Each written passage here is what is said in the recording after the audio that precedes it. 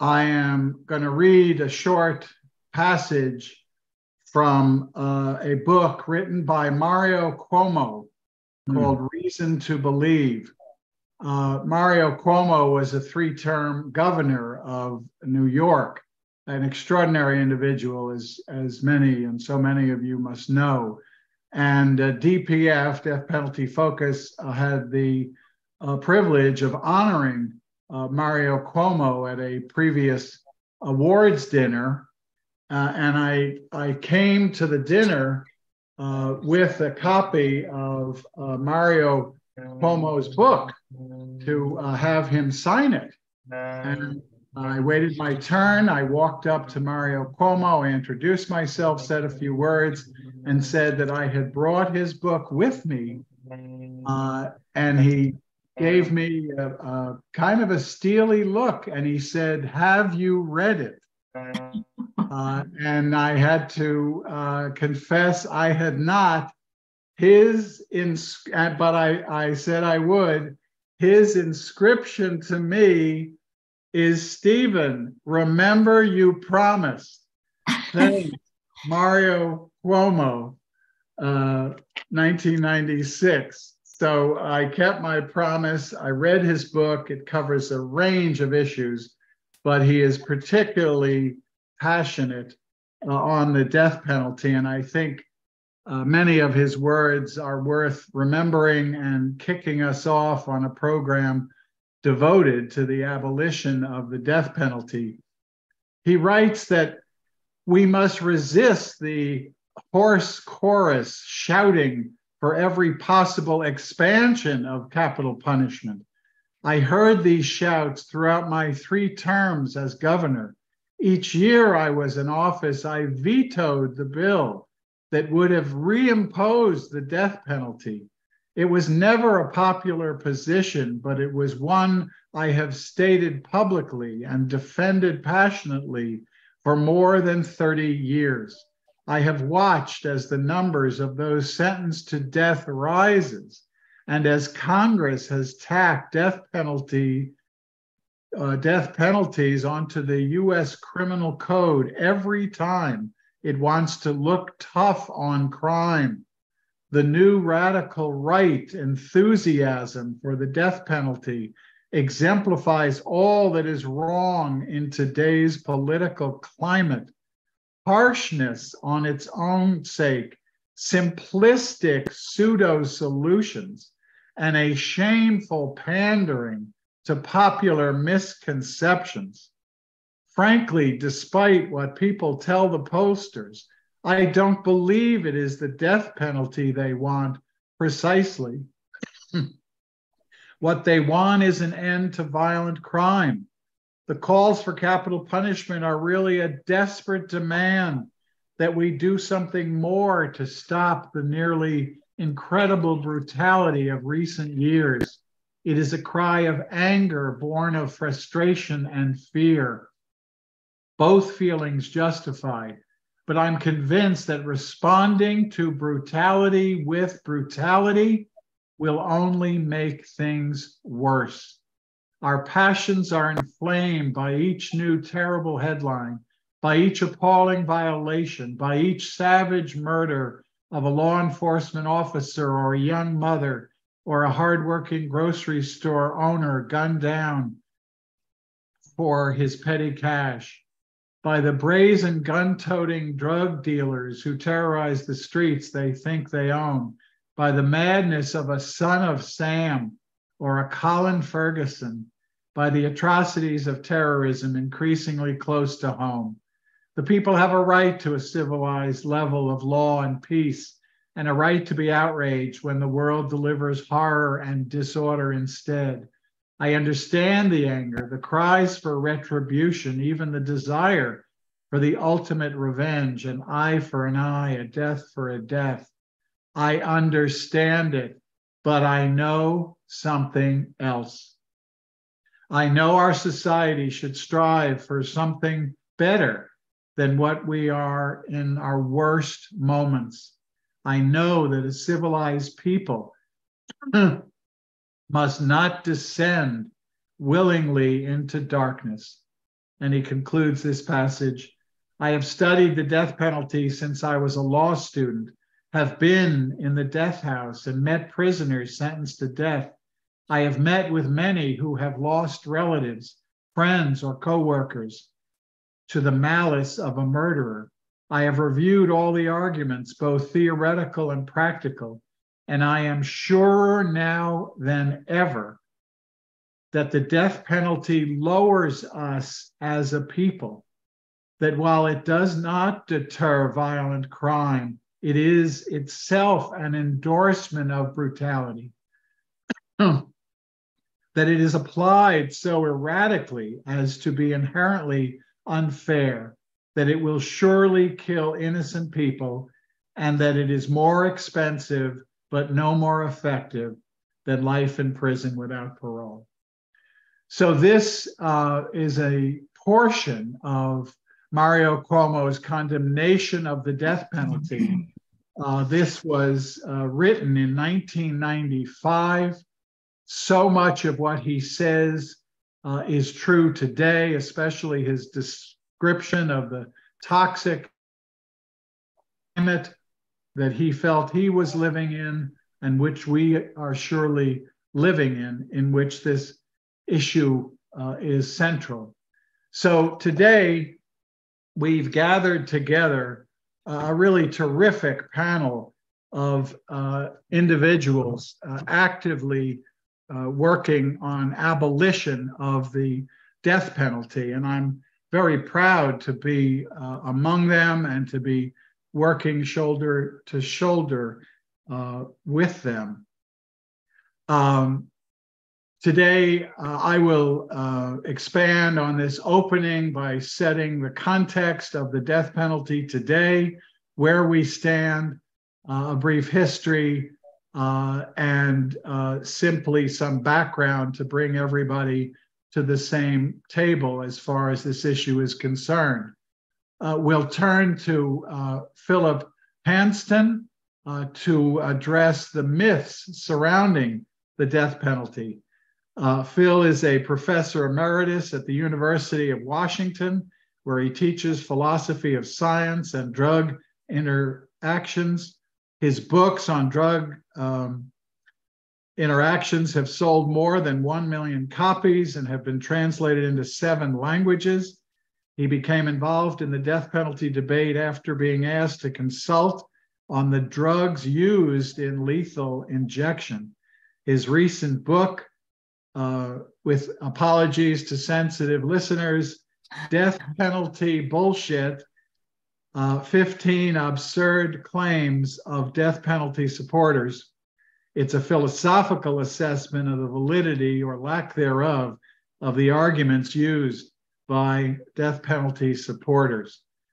Following Phil, depending on time, because our own Chris Ponette has commitments that require him to leave us by 9 o'clock, but I think we'll be able to follow the following format, because after Phil, we'll hear from Mary Kate DeLuco, who is a communications consultant for Death Penalty Focus. She spent most of her career as a writer, reporter, and producer in television news before her interest led her into communication work in the nonprofit world. Before joining Death Penalty Focus, she worked for 2 Bay Area hospice organizations on staff and as a volunteer. She's a member of the Petaluma Recreation, Music, and Parks Commission, is a volunteer at the Petaluma Library Bookstore, and she has a BS in journalism from Ohio University. And our other panelist today is our own Father Chris Ponette, who so many of us know and love from his service on the board of ICUJP. But Chris is a pastor at St. Camilla's Center for Spiritual Care since 1995, as well as chaplain director of the LAC USC Medical Center. It is always a pleasure to have Chris with us, especially on this fundamental issue of the death penalty. In order to set that stage, let me tell you that there has been progress since Mario Cuomo wrote that somewhat pessimistic assessment of the rise and increase in the death penalty back in 1995.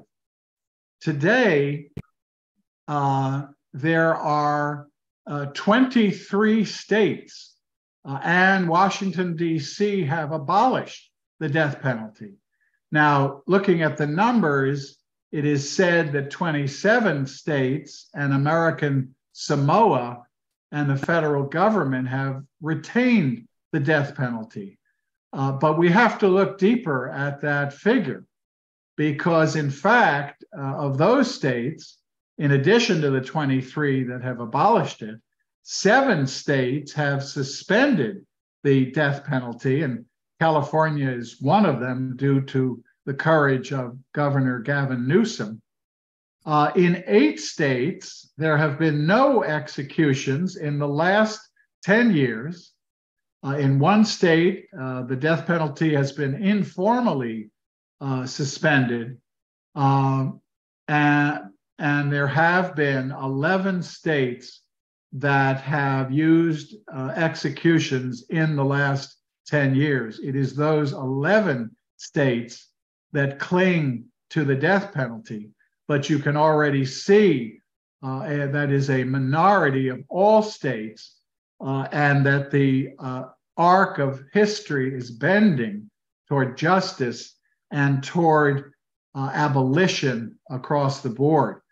President Biden reinstated a moratorium on federal executions in the closing days of the Trump administration.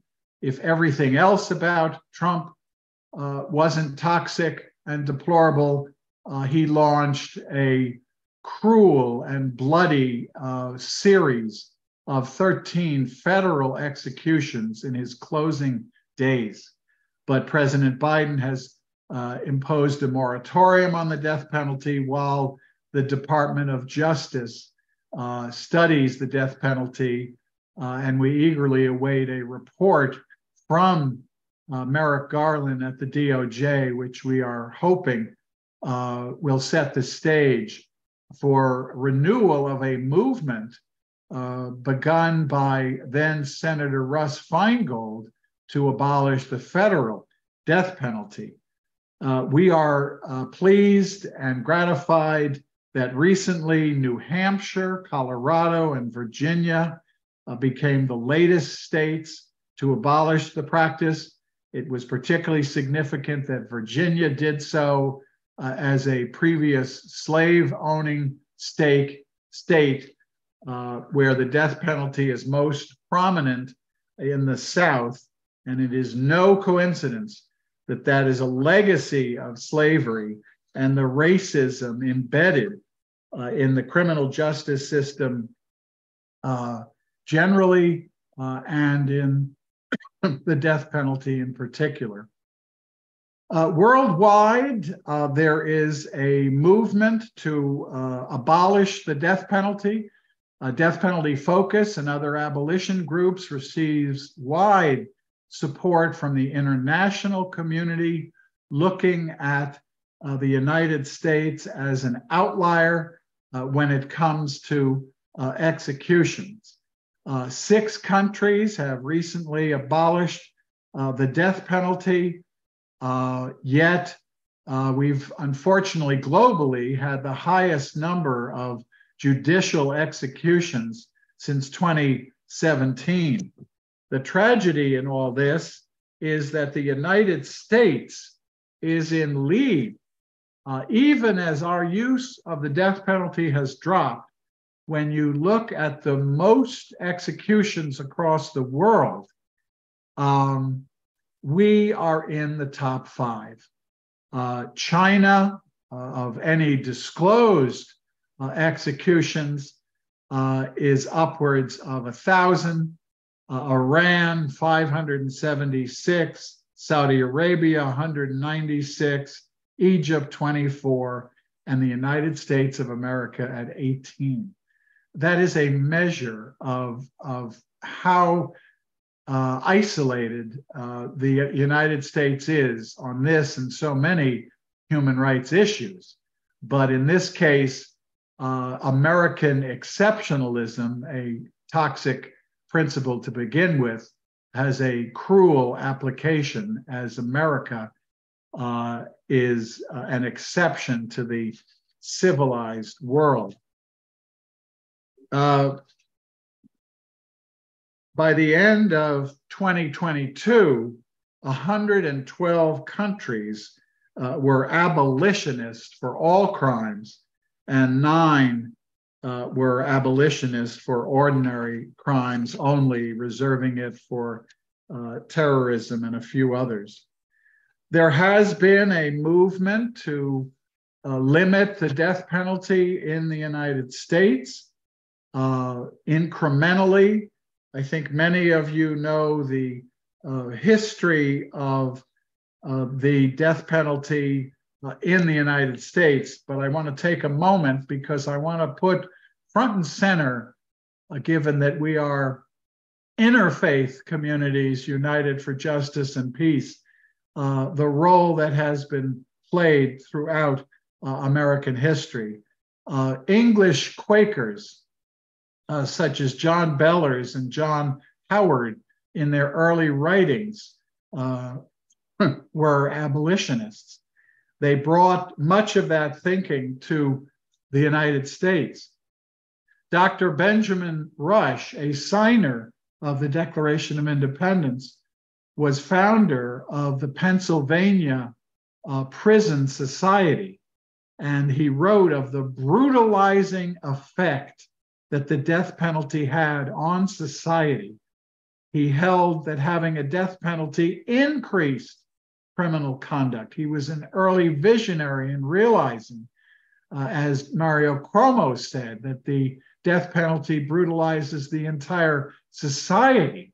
And a lot of recent research and examination has been devoted to the brutalizing effect that the death penalty has on prison guards, on those that are charged with the excruciating duty of, in a calculated, painstaking, systematic way, to plan and implement the execution of human beings, and the toll that it takes on chaplains and others in the death penalty system, as well as the broader brutalizing effect on society at large.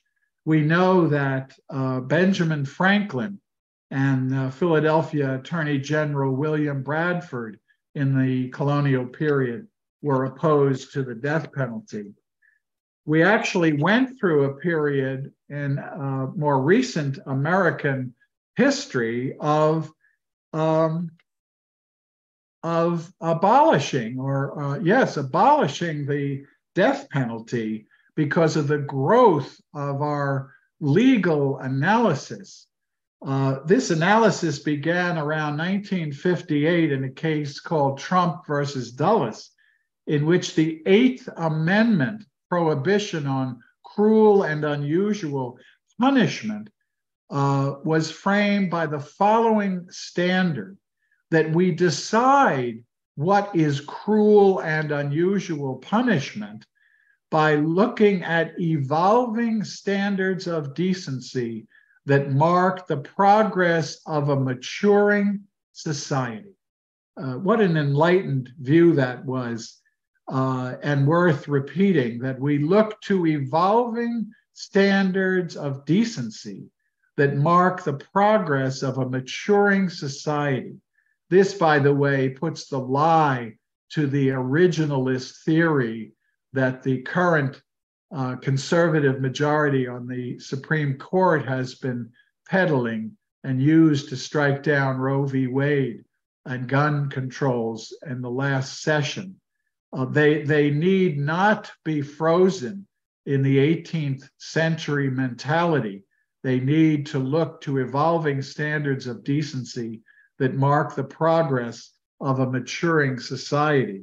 And so it was using that standard that in 1972, in Furman versus Georgia, the United States Supreme Court struck down capital punishment because of its arbitrary and capricious nature. It was therefore cruel and unusual. A punishment would be cruel and unusual if it was too severe for the crime, if it was arbitrary, if it offended society's sense of justice, or if it was not more effective than a less severe penalty. That was a 5-4 decision, very narrow. And by June of 72, the Supreme Court had effectively voided 40 death penalty statutes across the country, commuting the sentence of 629 death row inmates around the country. It was an extraordinary moment, and it can be overlooked that this country, even in the midst of a emerging law and order mentality, that the Supreme Court saw that society was prepared to abolish the death penalty. Sadly, those law enforcement and law and order instincts emerged and reemerged, and 34 states proceeded to enact new death penalty statutes, including California in the Briggs Initiative. So, with only a 4-year respite from this brutal form of punishment, by 1976, the cases reached the United States Supreme Court, and in a collective set of cases known as Gregg versus Georgia, the U.S. Supreme Court reinstated and allowed states to reimpose the death penalty, and quickly Florida, Georgia, and Texas did so, and then other states did as well. The linchpin for this was a bifurcated trial in which you first try the guilt of the individual for the crimes charged, and then have a separate trial for the penalty phase. And the Supreme Court at that point felt that that cured the death penalty. Executions, it still took years for those cases to work their way through. And that 10-year moratorium ended with the execution of Gary Gilmore by firing squad in Utah in 1977. California has actually, I'm going to pause on lead because we are still struggling in this state. Governor Newsom has imposed a moratorium, and has literally shut down the death chamber at San Quentin. And recently, Governor Newsom announced a program. Imagine this, that our criminal justice system should be devoted to rehabilitation and education. And he is, under his administration, transforming San Quentin into a facility with the most innovative rehabilitation services to build a brighter and safer future. There are currently 668 people on death row, though no one has been executed in California since 2006 because of court-imposed moratoriums due to litigation over the use of lethal injection and this toxic cocktail literally cooked up to impose a more civilized form of execution. Newsom announced that the new San Quentin Rehabilitation Center will be a one-of-a-kind correctional institution modeled on facilities in Norway and other Scandinavian countries, where the focus is less about punitive measures and life inside prison more closely resembles life outside prison, so that inmates focus on job training and handle many day-to-day tasks such as cooking and laundry. A study by the Coastal Carolina University found that 3 out of 4 formerly incarcerated people in Norway do not offend following the move to a restorative justice model. And we're hoping that that program takes hold in this state, but it is only temporary. And what the people of California need to do is to abolish the death penalty, which in this state requires an initiative voted on by the people, because it was voted in by the people and is installed in our Constitution. Twice, led by death penalty focus, abolitionists have sought in 2012 and 2016 to abolish the death penalty. We have come on such a volatile issue within a few percentage points in each of those elections to abolish the death penalty. But it's a very expensive process, as we'll talk about later, to abolish the death penalty in California, because you need to gather signatures up and down the state. I learned in these 2 ballot measures, working with death penalty focus, what a cruel form of democracy this is, because organizations need to hire professional signature gatherers who have many petitions on their clipboards as they move to shopping centers and other public locations to gather signatures. And every day they set the price of a signature and tell the organizations what they must pay. I believe it's true that at one point it was reaching $2.75 per signature. And the signature gatherers would simply put the petition on the top of their clipboard that was paying the highest rate that day. DPF and our allies spent millions of dollars in signature gathering in both of those elections, taking that money away from social media and advertising to educate the public about the death penalty. But there is a second route to put the death penalty on the ballot in California, and that is through the legislature and the signature of the governor. If the legislature adopts a proposition, in this case to end the death penalty, and it's signed by the governor, it goes automatically to the ballot. And in that case, we would save millions of dollars. In current dollars, probably $3 or $4 million, all of which can be used to educate the public about this issue.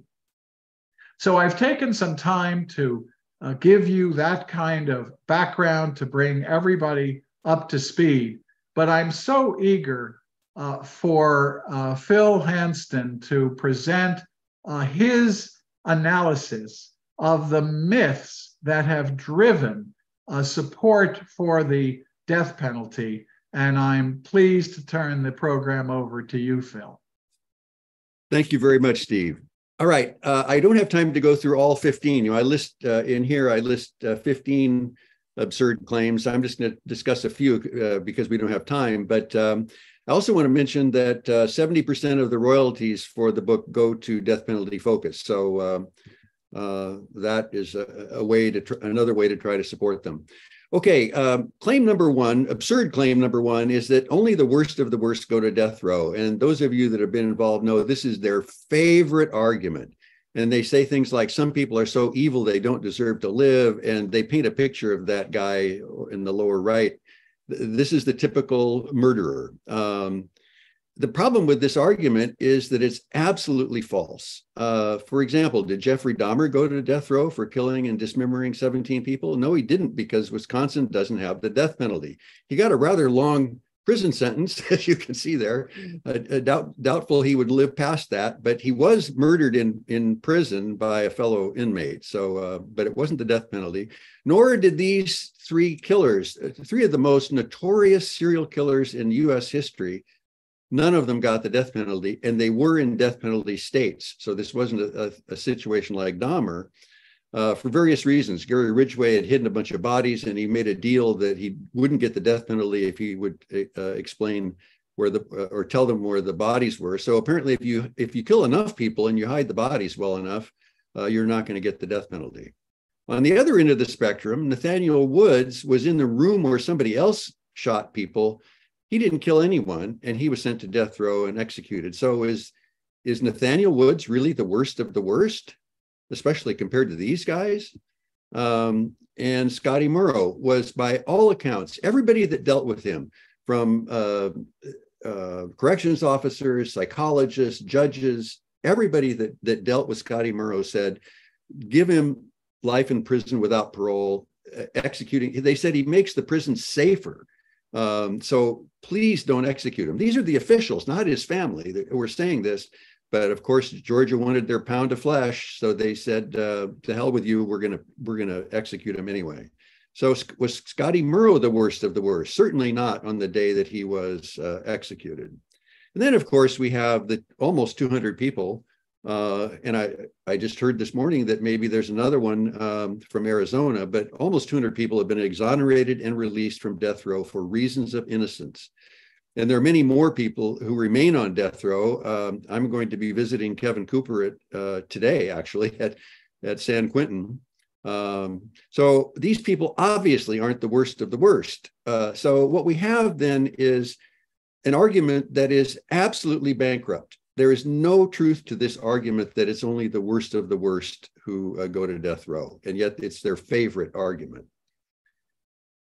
They have to argue, and Steve talked about this already, they have to argue that it's not arbitrary, because if it is arbitrary, which it is, then it's not legal to have the death penalty. But it is so manifestly arbitrary that, again, how the Supreme Court can support something that is so obviously arbitrary is just beyond me. I don't understand what they're thinking.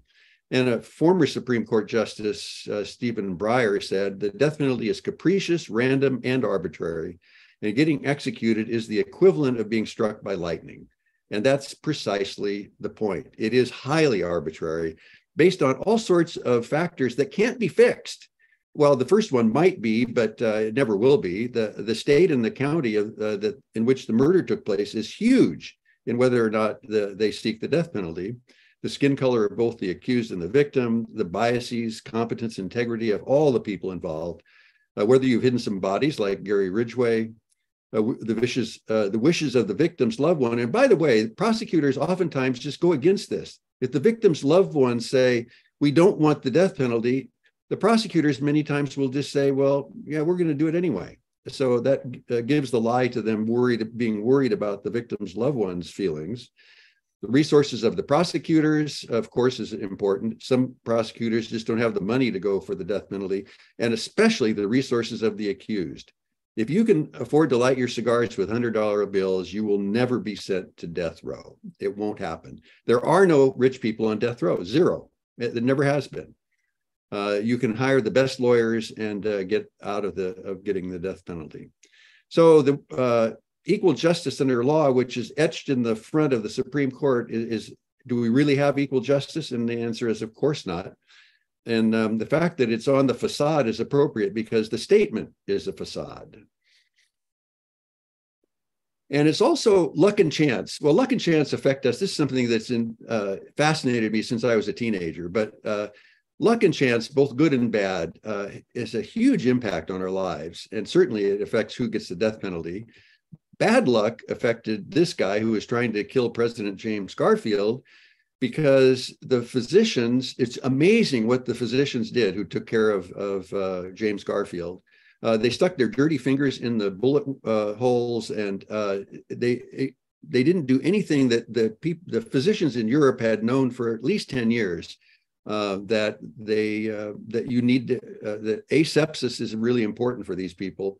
with these kinds of wounds. And Steve was talking about American exceptionalism. It goes all the way back to this, because these physicians said, well, we're American physicians. We don't have to worry about what they do in Europe. And so we know best. And they ended up killing Garfield.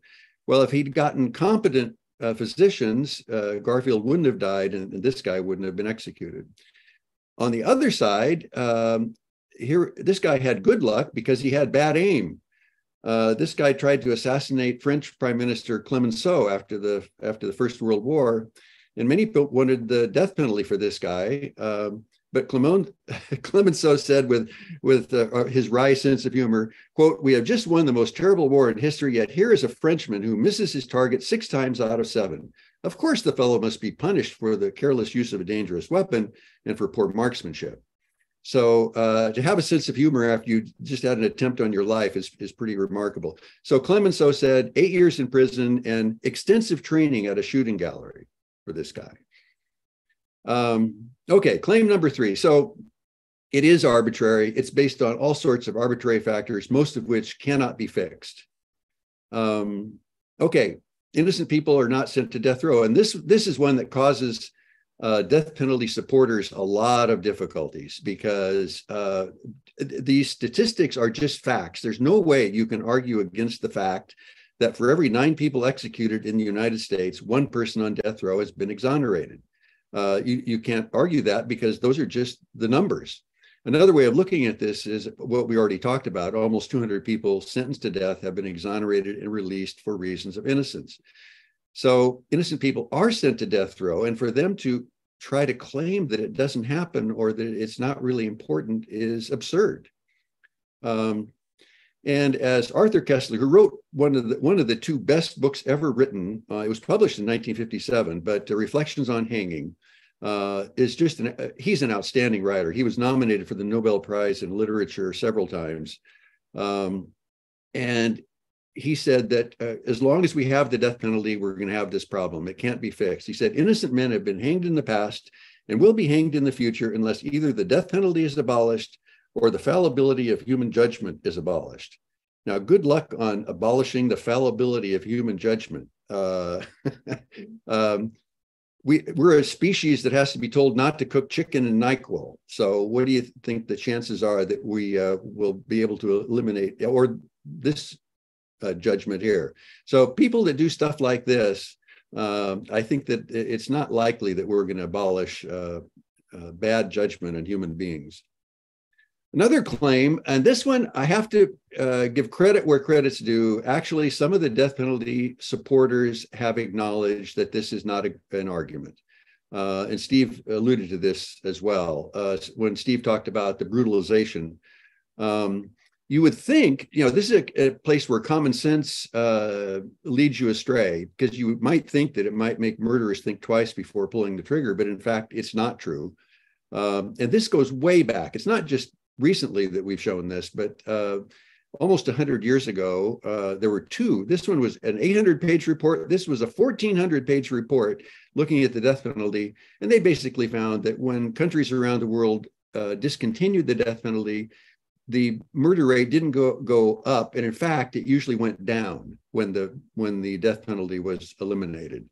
And this fits very nicely with this data from the US, where states with the death penalty have a higher murder rate than states without the death penalty.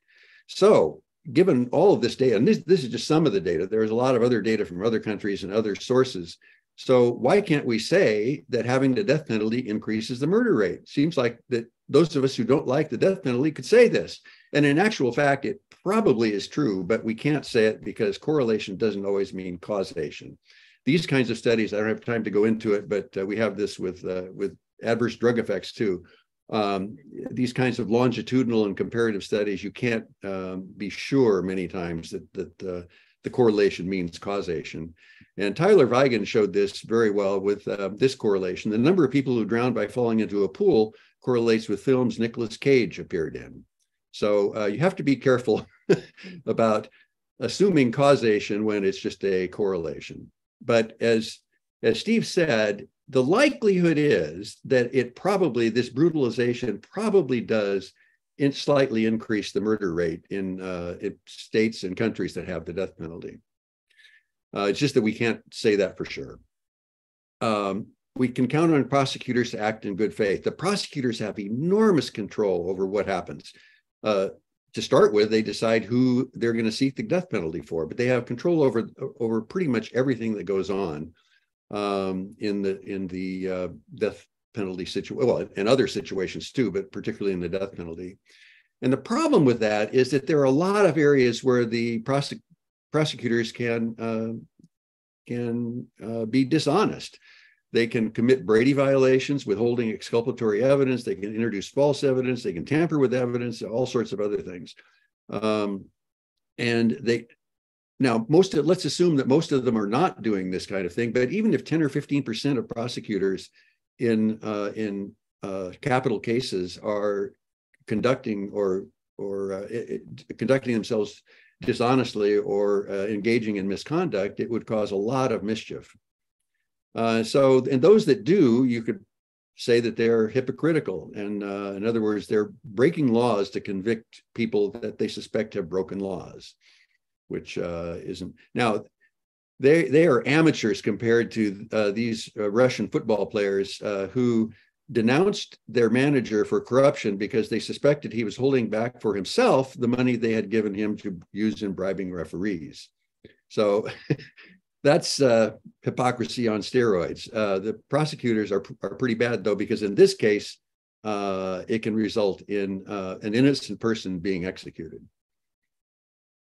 And the thing I don't understand, and Mary Kate, you and I have talked about this before, this obsession that these people, that DAs and prosecutors seem to have, this obsession that they seem to have, I'm just looking at it from the outside. I can't know what's in their hearts, but and this goes way back. This was Oliver Cromwell, who died of disease in 1658, was buried in Westminster Abbey, but then they had to get their revenge, so they dug him up and did a posthumous execution. Now, that's seems like overkill, literally, but then they hung his body in chains and cut off his head, laid it on a pole. Now, we might look back on that and say, oh, well, that was merry old England back in those days. Yeah, they were they were like that. Well, we do stuff like that today.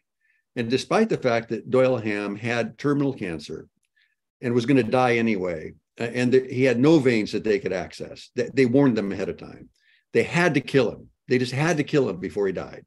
So they poked him in his legs and feet and his groin. They apparently hit his femoral artery. There was blood everywhere. They punctured his bladder. And after torturing this guy for 2.5 hours, they gave up. They couldn't get access, and they let him die later of his cancer. But the fact that it's not that dissimilar from what they did back here. It's this obsession. Instead of just letting the guy die, they had to do it themselves. And he's not the only terminal cancer patient that has gone through this horrible thing. And Albert Camus, who wrote the other outstanding book, this Reflections on the Guillotine, was published he was buddies with Arthur Koestler. Koestler published from England, by that time, published Reflections on Hanging, and the companion piece was Reflections on the Guillotine, because Camus was in France. And he said, let's call it by the name which, for lack of any other nobility, will at least give it the nobility of truth. And let us recognize it for what it essentially is, a revenge. This is an emotion, and a particularly violent one, not a principle. And this is what the death penalty supporters try to convince you of. Oh, no, it's a principle we're dealing with. They're not dealing with a principle. They're dealing with revenge. And I understand that. It's like Steve was talking about Mario Cuomo, describing how he understands their emotions. When I hear about a brutal murder, I want revenge too. But it's the point is that we're in a civilized society. We should probably not act on those baser feelings that we have. And so they try to dress it up as a principle when in fact it's really just emotion and revenge that is behind most of the support for the death penalty. And the last one I want to talk about, the last claim of the shortened list, and Steve talked about this as well. We have to assume that we are unique in needing the death penalty, or almost unique, because a lot of countries, as Steve mentioned, have abolished the death penalty. And this is just since 1976. this doesn't count the countries that had already abolished the death penalty. And again, as Steve mentioned, we have a rather interesting peer group: Afghanistan, Belarus, China, Iran, Libya, North Korea, Saudi Arabia, and we're sandwiched right between Uganda and Yemen. So needless to say, this is it's a rogues gallery, and we're part of it, which is a very sad commentary. I mean, none of these countries seem to be able, or these countries do seem to be able to get by without the death penalty, but we don't for some reason. So to conclude, I would like to propose, given this venue, that a strong case can be made that the death penalty is more immoral. It's unfathomably cruel, and how the Supreme Court could claim that it's not cruel is just beyond me. But people on death row suffer hideously as they wait for years or decades to be killed. And this is the biggest part of it right here. And it so happens that the execution itself is often barbaric. I mean, the fact that inmates would choose to have the electric chair instead of lethal injection tells you how afraid they are of what's going on with lethal injection. But this is, most of the suffering and the cruelty takes place in the years and decades before they go to the execution chamber. And Simone Weil, a brilliant, unbelievably brilliant woman, said, talking about people that are awaiting death, the mind is then strung up to a pitch it can stand for only a short time, but each new dawn reintroduces the same necessity, and days piled onto days make years. On each one of those days, the soul suffers violence. Regularly, every morning, the soul castrates itself of aspiration, for thought cannot journey through time without meeting death on the way.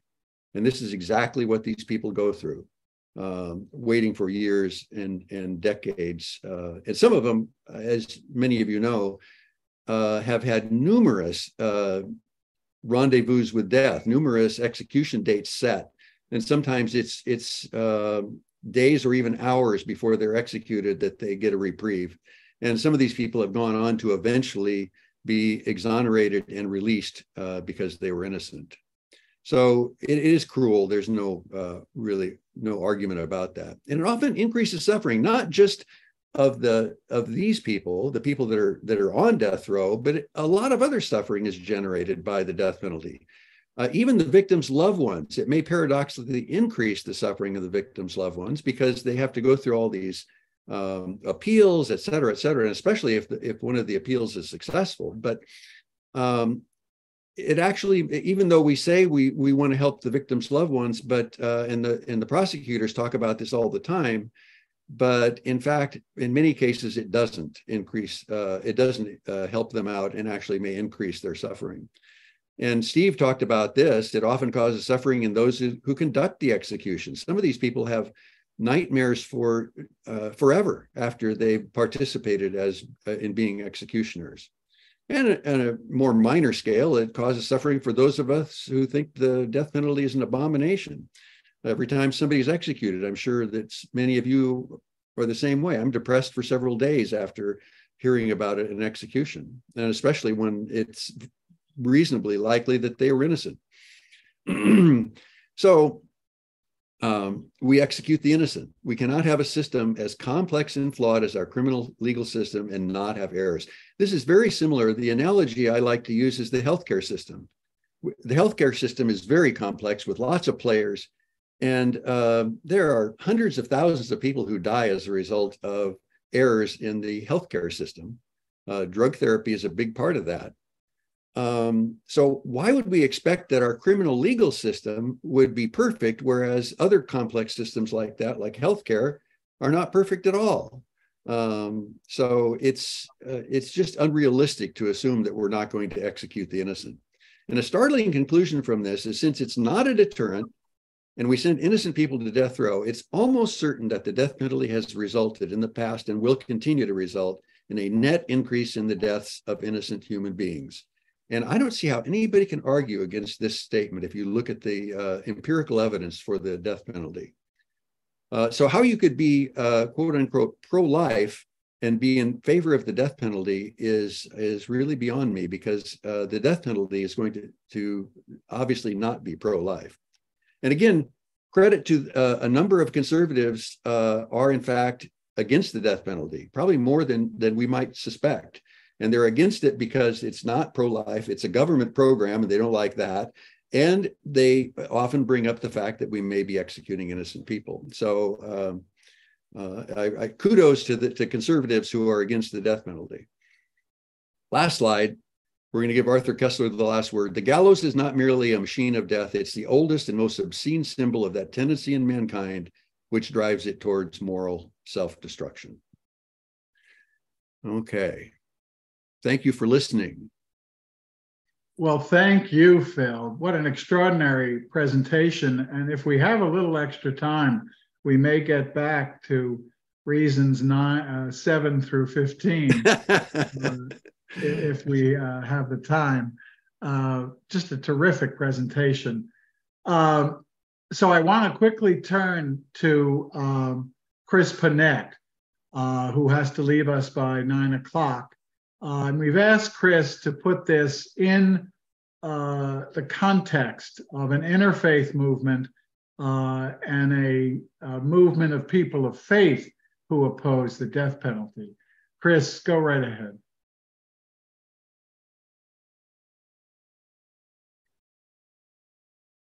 You're on mute, Chris. Good morning.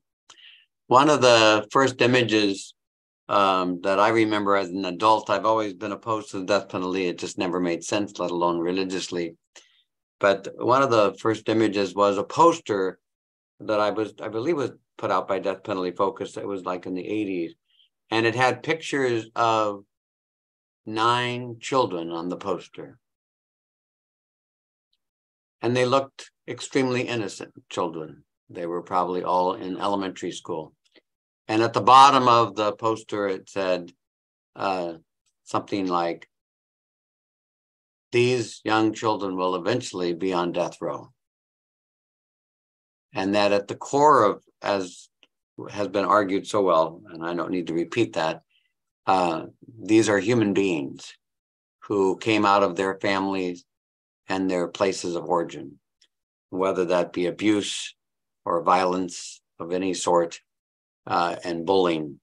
I'm conscious as we are in the midst of Pride weekend and all that's been going on along that at the core of all of our hatred is the inability for us to see the other person as human and as real. When I was first ordained in 1983, on Halloween night, Tom, a police officer, having testified in the afternoon, was murdered by apparently the person he was speaking against. And I remember in the days that followed Tom's murder, that as religious leaders tried to gather around the family to be supportive and to try to begin the conversation about reconciliation, the system pushed us all out because, as was stated earlier, revenge was needed to keep those family members in the mode of revenge as they prepared for trial. And so many of us as religious folks have tried to be a part of the solution. And I just point to Death Penalty Information Center, Death Penalty Focus,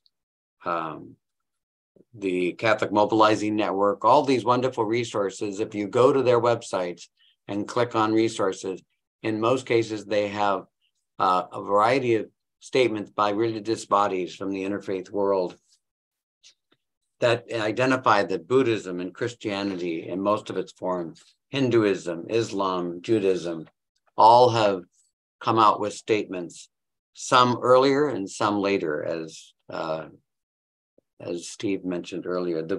In the Buddhist tradition, it says, if a person foolishly does me wrong, I will return to him the protection of my boundless love. The more evil that comes from him, the more goodwill will I do from me. The Orthodox tradition calls for the governors in the states where the death penalty is enforced to halt all execution in accordance to the power of their offices. The Assembly of Rabbis, today the Union of Orthodox Jewish Congregations of America, the nation's largest Orthodox Jewish umbrella, representing nearly 1,000 synagogues, announced its support in effort to impose a nationwide moratorium on executions. The Rabbinical Assembly made the same statement, whereas the Torah teaches that all human beings are created in God's image. Therefore, it be resolved the Rabbinical Assembly opposes the adoption of the death penalty laws and urges the abolition in the states. And it goes on and on about our religious bodies who, because of all the arguments that Phil has given, have come out. In our own Catholic tradition, it was always seen as part of, sadly, the understanding of limited war, the just war theory, and the effects of war. And it was out of that philosophy that, sadly, our church, like others, supported it. But finally, in our present Pope Francis has declared that it's inadmissible because it is an attack on the inviolability and the dignity of each person. But we know that even if your and my tradition says we're opposed to it, that we live in a world in which this has become part of the cultural war. And so if I'm pro-life, as Phil mentioned, I somehow can carve out an exception and say, based on all of what Phil said, the worst of the worst, in support of the victim's family, that some people argue that religiously they do not see this as part of the pro-life movement. We're honored on our screens today is Olga from Fox 50 and Leonore from the IHM Sisters. That's in our Catholic community, it was the religious sisters that prophetically have been part of the movement that led and pushed eventually for our church leadership. And so I just invite us to realize that often spiritual people in history have used the text of their religious body to support execution, somehow understanding that this was of God's will. But we have moved in society and history to this place where the majority of religious bodies have said no to that and have also become vehicles for the murder victims. And so it's not one or the other, but it's all. As you probably already know, there's this huge thing happening in the Dodger Stadium tonight, and it has to do with a variety of pieces. I've had the privilege over the last 3 weeks to meet with folks from the Dodger Stadium, from the Sisters of Perpetual Indulgences and other religious sisters. And it goes back to the core. We just don't listen to the story of the other. We miss the point. And equally, the definition of bullying can be put on all of us, whether it be these national Catholic groups that are not officially Catholic, but they have made their statements out of this kind of cultural war perspective. And equally, those images that often have come up on the screens of the Sisters of Indulgences also has had some bullying effect too. And how do we, as religious bodies and persons, say no to all bullying and all violence, and to say that the death penalty is the ultimate of the bullying moment, that we demonize this person, innocent, even worse, but even for the guilty. And so I hope this has added a little piece to the conversation today.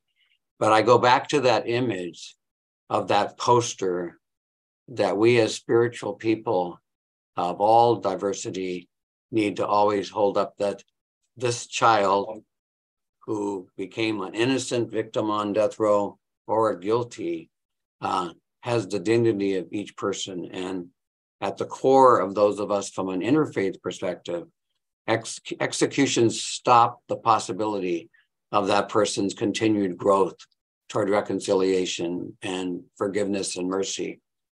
And I hope that adds to the conversation. I know we have one or two other speakers. Thank you so much, Chris. I always learn something by listening to you. It's a blessing. I'm going to, with Mary Kate's indulgence, open a brief opportunity for any questions to Chris, since he'll be leaving us in 10 minutes. If on the faith perspective, and I know we've covered a lot of ground, and it's probably prompted questions and thoughts in many of your minds, which we will save time for by the end. But because we have the opportunity of Chris being with us, and he's given us such a broad and deep sense of the faith traditions that are united, essentially, if anyone has any questions for Chris in particular at this point. Thank you. Hi, Father Chris. Thank you very much. My question for you is one, you mentioned the governors, and I've been struggling a lot with this just in actually doing death penalty focuses messaging when there's an execution in, for example, Missouri and other states where the governors are self-proclaimed Christian. And in fact, the Missouri governor who just okayed a very controversial execution. They're all controversial, I know, but this one was especially controversial. And if you go on his website, on the state's website, you go to his page, the governor's page, he says, "I am a passionate follower of Christ." And this is the man who has okayed execution after execution without question.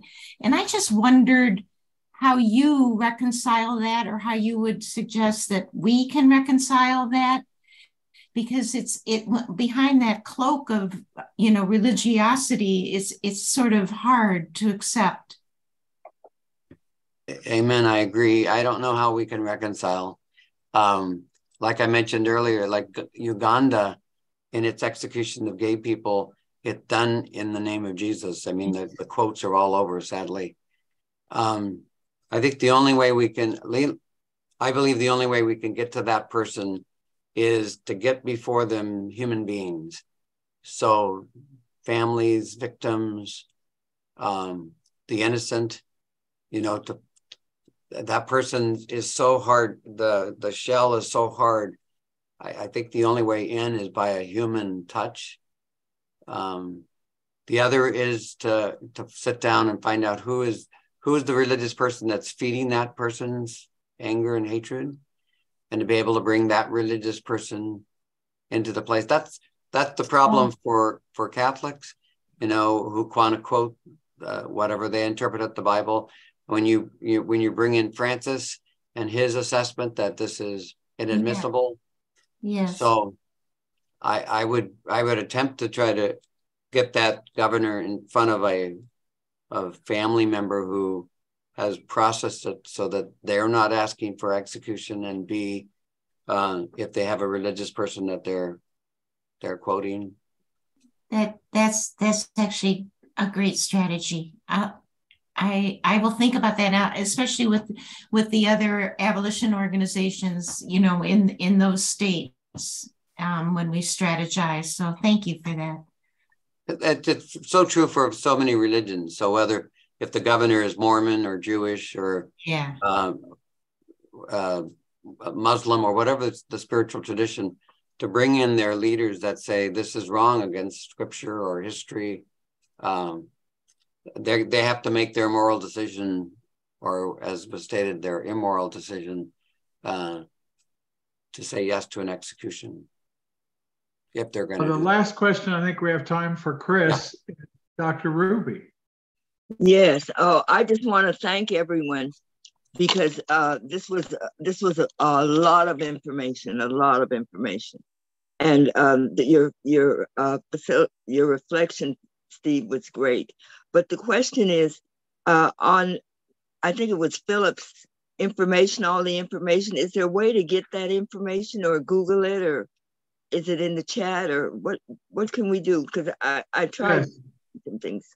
We will, with Phil's permission, he will send Rick, the PowerPoint, Yes. and then we will share that by itself and as part. Rick has been excellent in pushing out these programs on social media, and this one is being recorded. And then for people seeing it on the recording, we will have those resources available at the ICUJP website. Right, Rick? Good. Well, I just want to thank Chris. He does so much work in his ministry that he is off to do that good work. So thank you, Chris. And I would just note that if you're from a tradition of faith, use your special days, your feast days, holy days, whatever they might be. Those are moments to lift up in your tradition and other people's tradition why we oppose this as immoral and against the dignity of each person. So, thank you, Chris. Yeah. And to keep track, Dr. Ruby, if you take down your raised hand, we'll know we're moving on. So I'm very eager to turn to Mary Kate. She's been an extraordinary partner in this work. And we've asked her really to open up the discussion now as we look to the active job of abolition and to look at messaging, social media, and the task that is ahead of us. Mary Kate. Thank you. I want to say that this has been really illuminating for me up this whole webinar, and I really just want to thank everyone, participants and audience alike. It's really given me a lot of food for thought. So thank you all. And I think the one thing that I'd like to stress after listening to the other speakers is there is actually some good news. There's actually some things to be hopeful about. And I feel as if the injustice of the death penalty is starting to sink in even more than we assumed. And I just give you a couple of examples. The most recent Pew poll on the death penalty found that 80% of respondents, including the majority of death penalty supporters, admitted that there was risk of executing the innocent. And so I thought, well, that's a kind of a breakthrough. And then as a couple of you have already mentioned, we're up to 192 people who have been exonerated from death row. And we think maybe 193 as of yesterday. And I think that stressing that to everyone you meet, that's 193 people who would have been killed that were innocent, that are now free. But the National Academy of Sciences estimates that at least 4%, and they stress that that's conservative, of the people on death row are innocent. So when we have thousands of people on death row in the United States and consider 4% are innocent, I think the innocence issue is one. And Death Penalty Focus does do this a lot, and DPIC, Death Penalty Information Center, has been great on the innocence issue.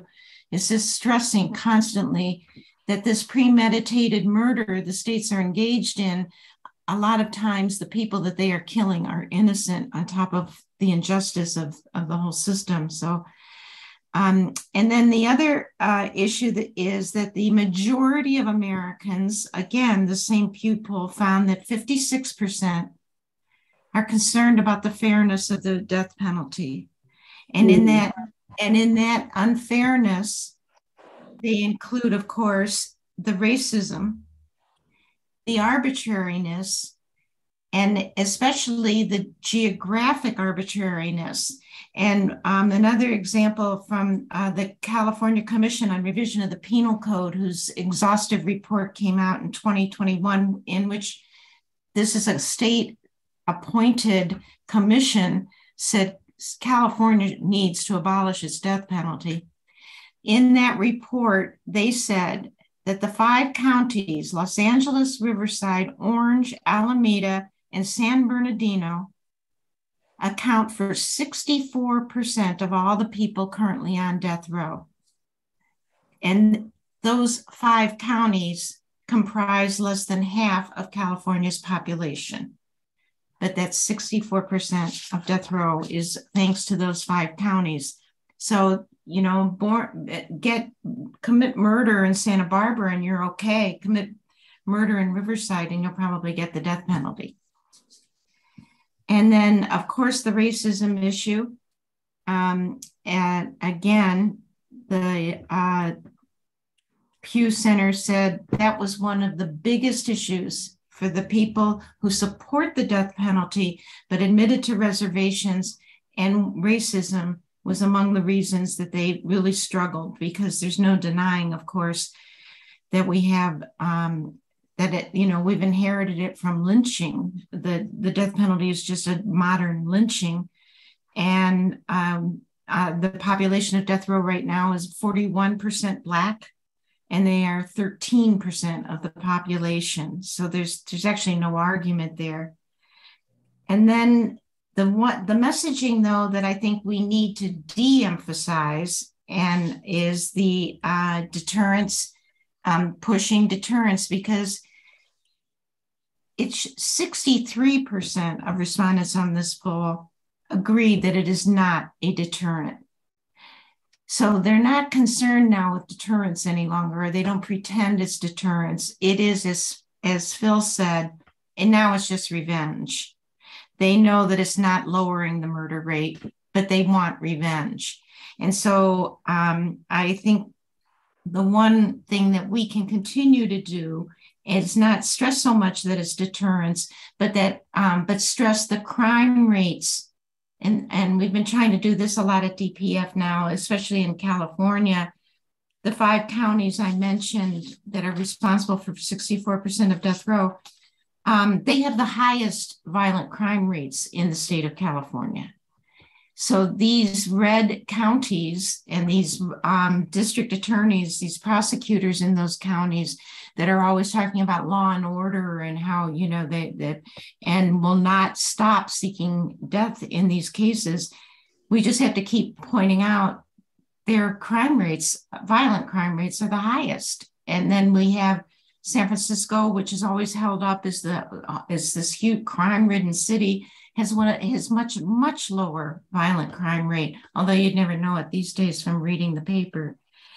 And then I think our other strength, and one that we're always working on in terms of our messaging, and as has been mentioned here today, are the victims' family members. They are the most powerful spokespeople you can get for abolishing the death penalty. And it's such a sensitive thing because you don't want to exploit them and their pain, but you also aware of their power. So what we do is we have, one of our board members is a victim's family member, and a couple of our former board members or former supporters are also victims' family members. And when we reach out to them and ask them for help when we need it, you know, to test, not to testify, but to attest to how they are glad to this day that they didn't push for the death penalty for their the person who killed their loved ones. That it is, I think it can be cathartic for them even 30 years later. And so that's the secret, I think, for us is to tread delicately with them, because as I said, they're most of them are still very fragile, but they are such powerful spokespeople that and our most powerful argument that's who we are most reliant on, I think, to get the message out there. And I think that's all I have. I realize that's relying on polls, but that's the only way we can keep track of what's resonating and what isn't without, you know, specifically asking people. And I feel more hopeful probably than I have in a couple of years of doing this work, that somehow I just feel like the tide could be turning, but I might be delusional. Thank you. You are not delusional, Mary Kate. You have put your finger, I think, on the pulse of decent people. in this country, and there are a vast majority of decent people in this country. And I'm grateful to you, Mary Kate, because you wake up every day, you do this work, you help us frame these messages. Mary Kate edits the newsletter of Death Penalty Focus, and we'll be sure that everybody has access to that. Before I take your question, Rick, I have in my notes to acknowledge that Monday is Juneteenth, and racial justice has been a pillar of DPF's work, but I mean to say ICUJP's work. And I want to emphasize, it's been touched on by every one of our speakers today, but the racial inequality embedded in the system of the death penalty is a tragic flaw in our country. It is not an aberration. It is not a sidelight. It is embedded because of the racist history of the United States, of the belief in the inhumanity of human beings to be enslaved, and that their lives are worth less than the life of a white person. And I'm echoing the phrasing of Reverend George Regas in what I just said.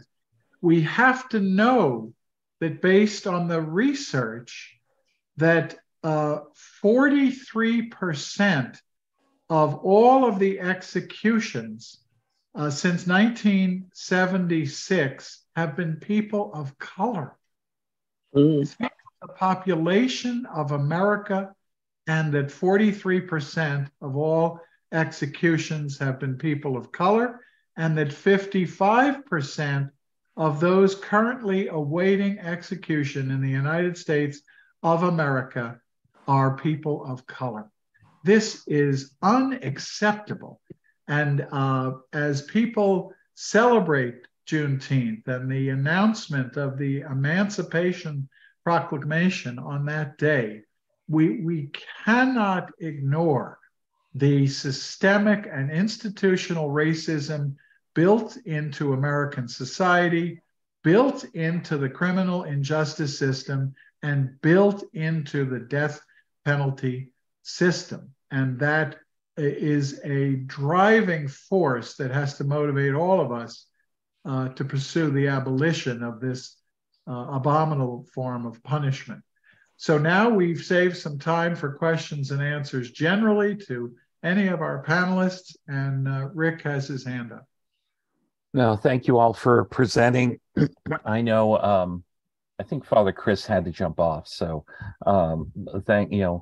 please thank him as well. And I wanted to say, and just to build on what Steve mentioned, there is a bias in the criminal justice system, but I think one of the opportunities is to be able to bring in, to focus on the death penalty, is to bring in other organizations that focus on racial inequality. One of the big things we don't talk about is that not only is the death penalty disproportionate to the population, but in every phase of incarceration in the justice system as it is right now, from the percentage of kids that are actually taken into police custody instead of talked to by a counselor in school, starting from there and going up, the percentage is disproportionate to the population, and it increases in each step until you get to the death penalty. So, I think there is a really good opportunity, Mary Kate, to maybe work with your communications for DFP to bring in some of the groups that we work with as well, and try and coalesce around some of the social media that we do whenever there is a execution date for someone, or whenever somebody is released from death row. the more that we can get that to resonate with groups that maybe are tangential at this point to the death penalty issue, the more I think it will resound with those groups as well. I would so appreciate that. It's there was an article, I don't know if you saw it, on The Hill earlier this week about how there's certain many Black-led organizations in the United States right now have become alarmed at the expansion of punishment, and especially the death penalty, and are planning to get together and organize against what they said is a racist attempt, especially since so much of this is going on in the South. And I actually called our president, Mike Farrell, after I read that article and said, we have to figure out how to align ourselves with these groups, because what they said is right, and we need their strength in numbers. So we've been sort of talking about this very informally, but I would love that. That would be really helpful to DPF. Yeah, and I think. Oh, I'm sorry, Steve. You're on mute. No, I think that that would be really good, and of course, some of the constituent groups and constituent houses of worship that we work with, like Holman and other places like that, would be really good to bring on board as well. So now we have 3 hands up. Let's take these in order, and short questions and short answers. Rose. Okay, mine is not actually a question that doesn't need an answer. It's just that while I was listening to this, my mind was going, the name Ruth came to mind, and I felt that she was the last woman hanged in England. I just looked it up on the internet, and it was 1955. I was 6 years old, and I still remember it. I mean, that is just incredible. I mean, just when you think about it, I remember sitting with my parents on a couch and my mother crying. I mean, that's just amazing. Anyway, that was just a comment that I just wanted to make. It was just incredible that I remembered that. Was that the last execution of any gender, or the last woman? No, I looked that up as well. The last man was 1964, and I don't remember that, but I do remember this woman. I mean, she murdered her boyfriend, who was kind of a socialite, and was executed 3 months later. Wow. Yeah. Thank you for that. Carol Francis. Yes.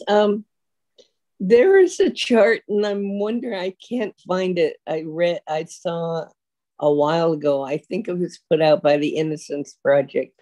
And I'm wondering if anybody knows how to get it. And it was basically a chart showing what Rick was talking about. In each level of prosecution, those arrested, those who are thought to be committing a crime, and whether or not they were arrested, those who were white, those who were people of color, those who are arrested, and those who go to trial, those who are white, those who are people of color, those who are each level of prosecution. And I've been wanting to find that chart again, because it was just so perfect for what we're talking about. And I'm wondering if anybody knows how to get it. I've made notes on this. I don't know if Mary Kate or Phil Hanston are aware of that kind of graphic. We can look for that. I'd love to see it too, because the facts are self-evident at each level. And at each level, if I can expand, there's human error at each level. We know this. At the police level, human error. Prosecutorial level, human error. Judges, human error. Juries, human error.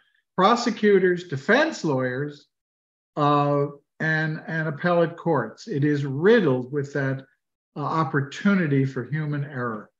Maggie.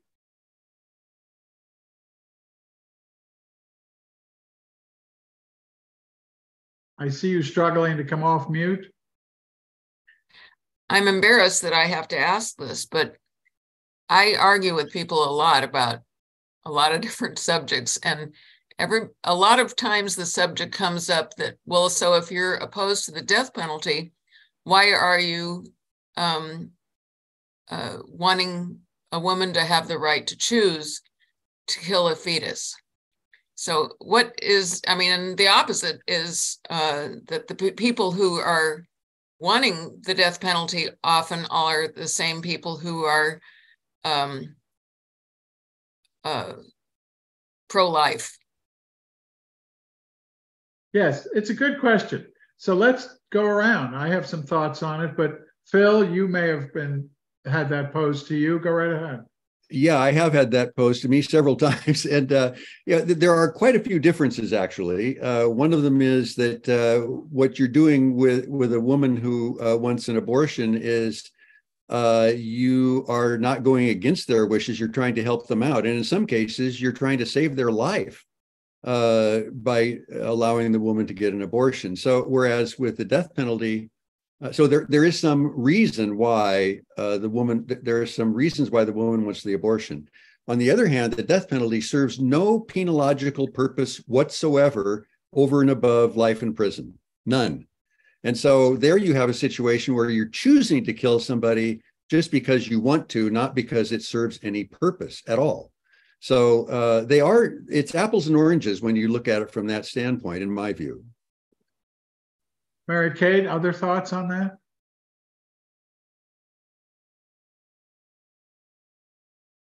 You'll find that. I lost you. I think I may have found what Carol Francis was referring to, and I was just about to, I will send you guys the link. I'm not sure if it's the exactly what you're talking about. It's an FBI graphic.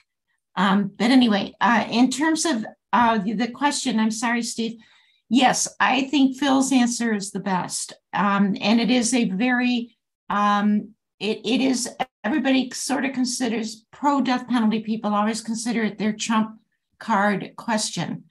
That if, when they ask abolitionists well, how do you feel about abortion? And then, then they think they've got you.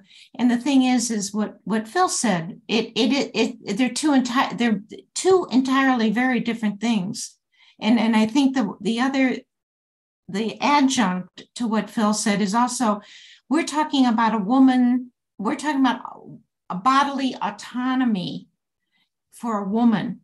And so, and we're not talking, and so I think that's what's extremely important here is that you have to honor that people's right to their own bodies and to make choices about their own bodies. And it has nothing to do with, although they seem to want to punish with penalties or with crimes or with punishment. It's an entirely different thing, but it is a very tricky one. I hate the question, to be honest. I'd like to add that the argument that you are killing a person in abortion, and therefore, why don't you oppose killing a person through abortion as you oppose killing a person through the death penalty, is based on the premise that a fetus is a person. That is largely a religious doctrine. And in the United States of America, despite what the Supreme Court said last year, we have separation of church and state, and we cannot impose one philosophical or religious doctrine on the rest of us. The courts, until last year, found the balance was viability, that the non-religious definition of personhood is viability, and American abortion laws never allowed for an abortion at all stages of pregnancy, unless, as Phil said, the life and health of the mother is at stake. So we found a balanced way to recognize those interests, and I am not conflicted. I do find if you believe that abortion is wrong, and Chris touched on this, then you are a hypocrite to support capital punishment, because you have raised the sanctity of life to such a level that your belief in protection of a fetus must translate to your protection in the human dignity of a living human being. So that side of the argument, I believe, is powerful. And any time at the dinner table or the Thanksgiving table, your outspoken uncle tries to corner you on this question, be sure to turn it on him, that if he believes a fetus is a person, then a person is a person, and they should not be executed. With a few minutes left, we'll go back to Rick. So that is a great argument, and one that, in my case, I would use with my tío, because that's what we call uncles. Is that it seems like that is a wall argument. In other words, it's designed to try and stop communication and stop understanding, because there are no other avenues for responsibility of the community for a woman who gets pregnant. There's never talk about increasing the availability of adoption. There's no talk about can we help educate this person. There's no talk about support for the child themselves. So until that happens, I think you can't have a religious argument about it, or have a religious view if you're not carrying putting weight on the other words of your religious orientation. Right. Well said. With a few minutes left, I'd like to make 2 points, if I may. Life in prison as an alternative to the death penalty has come up a few times. Life without the possibility of parole has also been mentioned. And I want to tell this group and this audience that there is serious re-examination of life in prison without the possibility of parole. Death penalty focus itself is going through an analysis of life in prison without the possibility of parole to see if our values in opposing the death penalty are consistent with reforming life in prison without the possibility of parole. Many advocates to reform life without parole say that it is a death sentence in prison and suffers from many of those flaws. So DPF as an organization is examining that question. And I think everyone here today and viewing this program need to think about the inconsistency that across the world, there is a concept of life in prison, but with the possibility of parole, with the possibility of periodically examining your sentence, examining your own approach to incarceration, to rehabilitation, to returning to society as a peaceful, productive member of that society, which I think is embedded in what Governor Gavin Newsom is doing. And I would look forward to future programs here at ICUJP and elsewhere to deeply examine whether it is of equal injustice and cruelty to impose LWOP as an alternative to the death penalty. And I hope everyone would be open to that conversation. My final comment is to talk and tell one story, and that is about the victims of the family members of victims of the death penalty, which Mary Kate with such heartfelt compassion raised. The family members of those who have been murdered is not monolithic in support of the death penalty. There is a very telling story in this regard concerning the Oklahoma bombing and the execution of Timothy McVeigh for that tragic incident. A young woman was murdered in that event. Her father, Bud Welsh, was grief-stricken beyond limits by the loss of his daughter. And if revenge was his only emotion, he was eager to see Timothy McVeigh executed. But Bud Welsh went through a process which so many of the family members of murder victims have gone through, to think about what his daughter wanted. She was opposed to the death penalty. Bud Welsh, whom I've had the honor of meeting, who we've recognized for his work, went through such a human experience to think about the impending execution of Timothy McVeigh.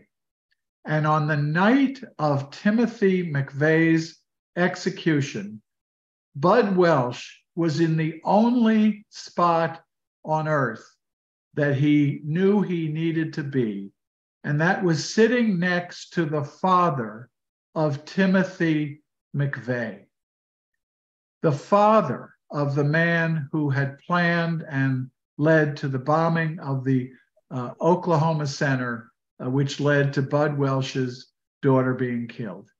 And Bud Welsh knew that in a sense of human compassion, in a sense of not judging Timothy McVeigh by the worst thing he did in his life, Bud Welsh comforted Timothy McVeigh's father on that occasion. I think that's the spirit in which ICUJP approaches this issue. It's the spirit in which Death Penalty Focus addresses this issue.